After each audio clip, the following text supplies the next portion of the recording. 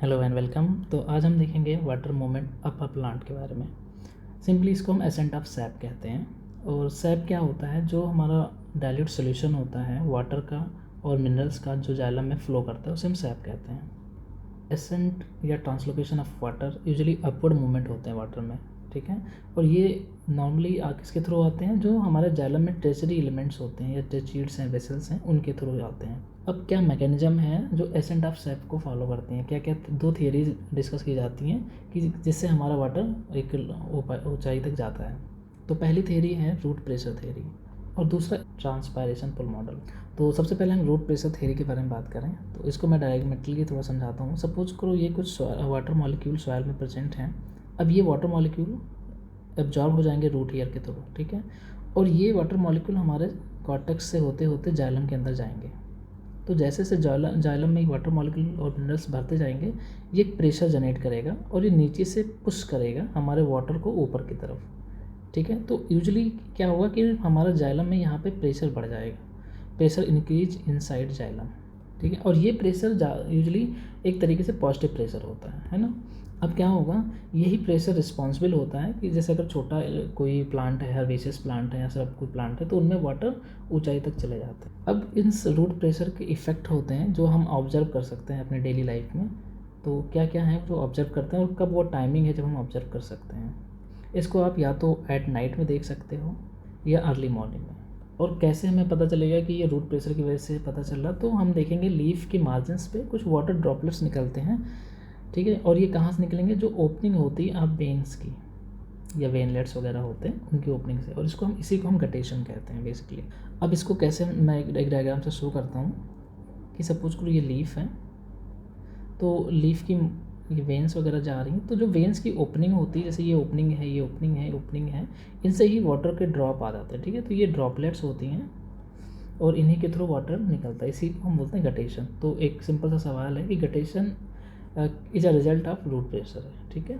और ये गटेशन किसके थ्रू होता है? ये जो ओपनिंग के थ्रू ड्रॉप निकलते हैं ना, इसी को हम हाइड्रोथोर्स भी बोलते हैं, ठीक है। तो ये हमारा रूट प्रेशर था। अब दूसरा जो मॉडल है, जो ज़्यादा एक्सेप्टेड मॉडल है, वो ट्रांसपायरेशन पुल मॉडल है और इसके बारे में हम देखते हैं थोड़ा।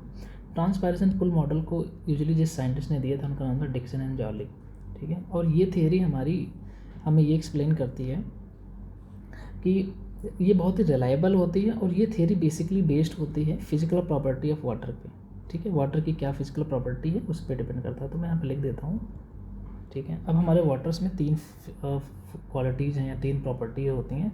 जैसे एक है कोहेशन। कोहेशन का मतलब होता है कि force of attraction between water molecules, ठीक है। दूसरा है एडिशन।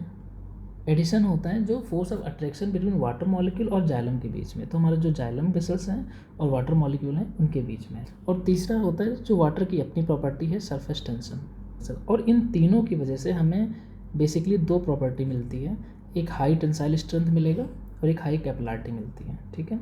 ये दो क्वालिटी मिलती हैं जो हेल्प करती हैं वाटर को अप साइड में मूवमेंट में। अब ये कैसे रोल प्ले करता है इसको मैं एक डायग्रामेटिकली समझाता हूँ कि सपोज करो ये हमारा रूट ईयर है और ये वाटर के मॉलिक्यूल हैं, ठीक है।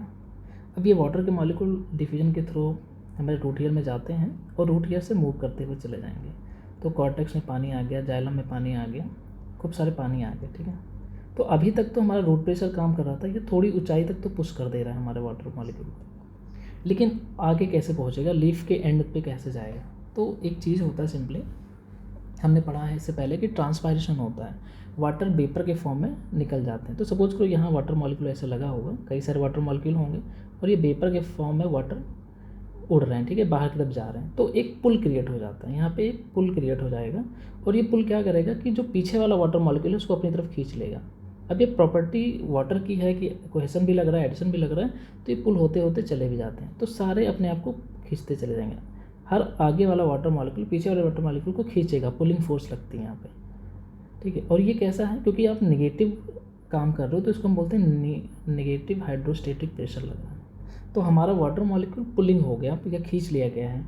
और इसमें रोल प्ले कौन कर रहा है? ट्रांसपायरेशन प्ले कर रहा है, जिसको हम पहले डिस्कस कर चुके हैं। तो स्टोमेटा के थ्रू वाटर वेपर के फॉर्म में हमारा वाटर लॉस हो रहा है और जो वाटर लॉस हो रहा है उसका पीछे वाला वाटर खींच जा रहा है, क्योंकि वाटर के बीच में कोहेशन फोर्स लग रहा है ना। और वो अपना सरफेस टेंस करना चाहते हैं तो वो मूवमेंट करते रहते हैं। तो 2 थियरीज थी बेसिकली जिस पे हम लोग डिस्कस कर रहे थे। एक ट्रांसपायरेशन मॉडल था और एक हमारा रूट प्रेशर मॉडल।